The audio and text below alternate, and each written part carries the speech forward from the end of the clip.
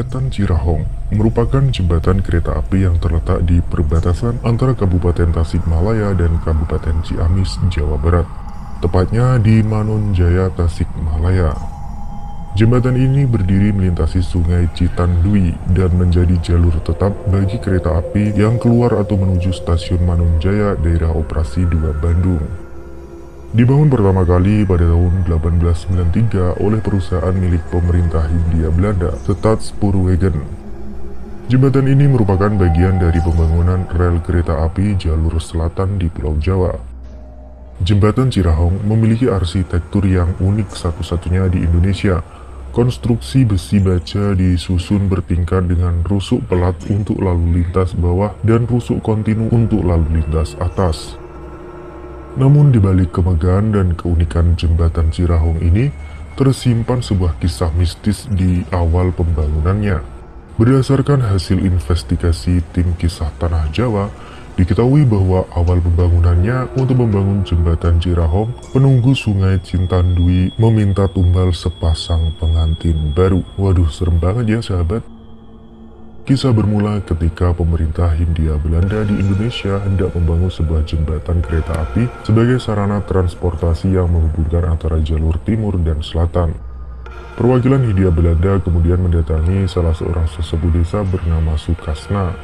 Sukasna mengatakan bahwa pembangunan tersebut tidak akan berjalan lancar karena tergendala hal-hal yang mistis.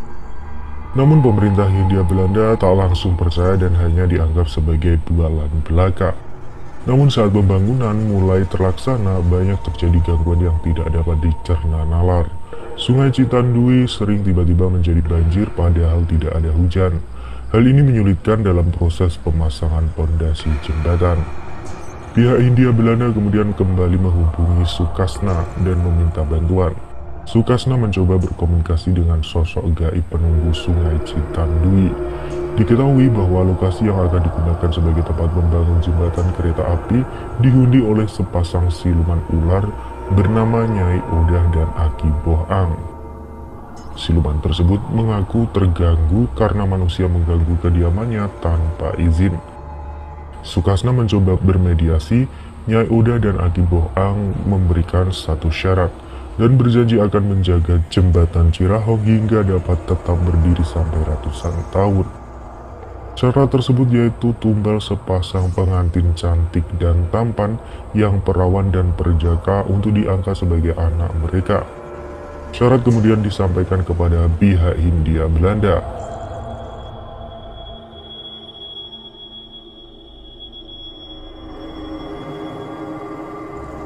Nah, sangat kebetulan sekali saat itu tersiar kabar bahwa ada buruh pekerja jembatan Cirahong yang akan melangsungkan pernikahan.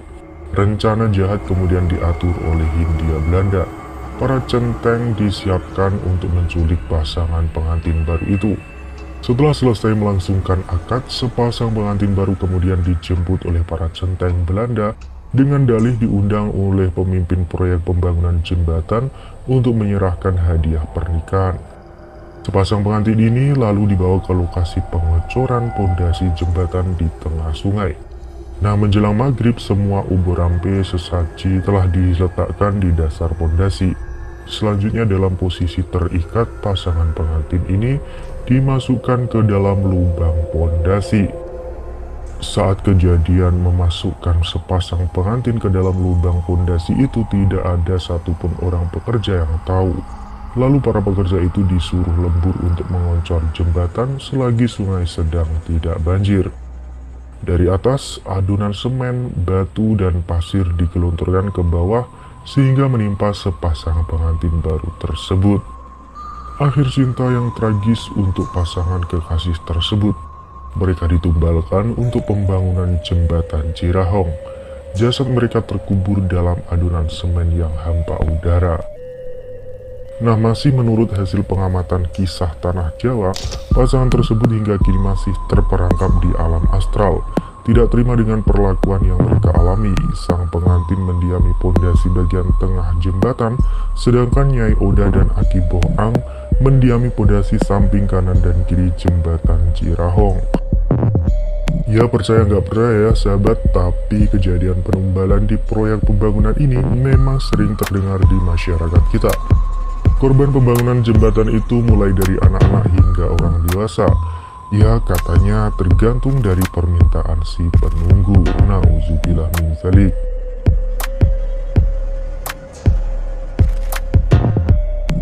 Nah konon ya, tumbal-tumbal proyek jembatan itu kalau orang dewasa biasanya berasal dari para pekerja yang tiba-tiba terjadi kecelakaan di tempat proyek hingga ada yang meninggal dunia. Padahal kan katanya itu sebenarnya disengaja oleh kontraktor. Nah ini cuma katanya loh ya. Terus kalau penunggunya minta korban anak-anak, biasanya kontraktor jembatan itu nyuruh seseorang buat menculik anak-anak sesuai kriterianya. Nah berikut ini salah satu contoh kasus anak yang diculik oleh pencari tumbal, tapi alhamdulillah si anak masih bisa diselamatkan.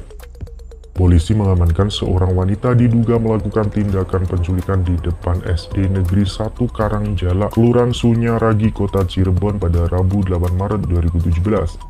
Sebelum diamankan, pelaku mendekati anak-anak kecil yang sedang bermain di depan SDN 1 Karangjala. Berdasarkan data yang berhasil dihimpun oleh radarcirebon.com, kejadian itu berlangsung pukul 16.20.